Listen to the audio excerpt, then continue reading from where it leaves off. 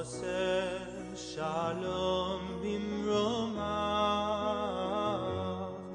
יעשה שלום. The Parsha of Yitro records the revolutionary moment when God, creator of heaven and earth, entered into a mutually binding agreement with the nation, the children of Israel, the agreement we call a brit, a covenant.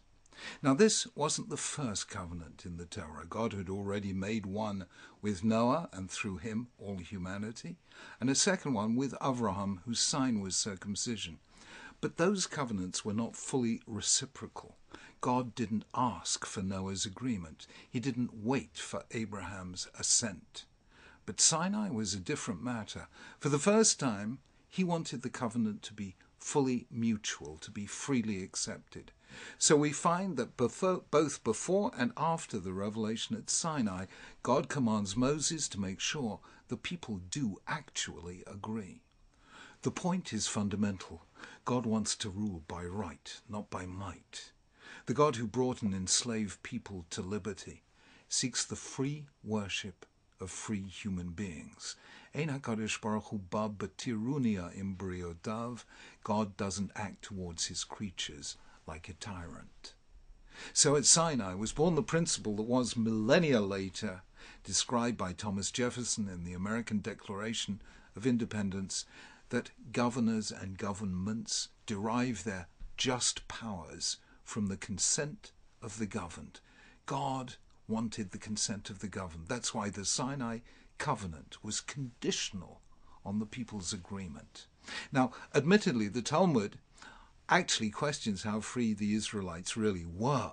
It uses an astonishing image. It said God suspended the mountain above their heads and said, if you agree, well and good. If not, this will be your burial. Well, that's another subject for another time. Suffice it to say that there's no indication of this in the text itself. What's interesting is the exact wording in which the Israelites give their consent. To repeat, they do so 3 times. The first before the revelation, then twice afterwards in the Parsha of Mishpatim. Listen to the 3 verses. Before the revelation, Vayanu kol ha'am yachdav, vayemru kol asher diber Hashem na'aseh. All the people answered as one and said, all that God has spoken we will do. And then this is what they say afterward. Vayavo Moshe, vayasaper la'am et kol divrei Hashem v'et kol hamishpatim. God came and told the people all God's words and all his laws. And then vayan kol ha'am kol echad v'yomru kol advarim asher diber Hashem na'aseh. And the people all responded with one voice, we will do every word that God has spoken. And now comes the third assent. Vayikach sefer habrit vayikra be'eznei ha'am. Moses took the book of the covenant and read it in the ears of the people. Vayomru, and they said, Kol asher diber Hashem na'aseh v'nishma. All the people replied, we will do, and nishma, all that God has declared. Let's leave that word untranslated for a moment. Note the subtle difference. In the first 2 cases, people say all that God says we will do.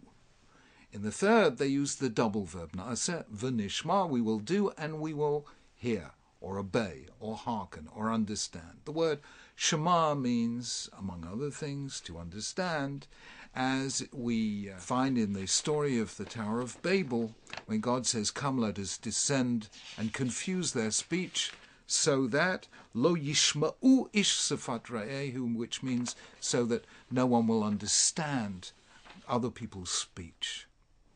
So the first 2 have the word na'aseh, let's do, we will do, but the third says na'aseh v'nishma. But note that there's another difference. In the first 2 cases, there's a clear emphasis on the unity of the people. Both phrases are very striking. The first one says, all the people answered as one.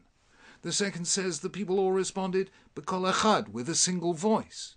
Now, in a book that emphasizes how fractious and vociferous the people were, such declarations of unanimity are significant and rare. But the third verse, which mentions both doing and understanding, contains no such statement. It simply says, they said. There's no emphasis on unanimity or consensus. Now, what we have here is a biblical comment on one of the most striking features of all in Judaism, the difference between deed and creed, between asiyah and shmiyah, between doing and understanding. Christians have theology, Jews have law, and these have two very different approaches to the religious life. Judaism is about a community of action. It's about the way people interact in their dealings with one another. It's about bringing God into the share spaces of our collective life. Just as we know God through what he does, so God asks us to bring him into what we do. As Goethe said, in the beginning was the deed. That's why Judaism is a religion of law, because law is the architecture of behavior.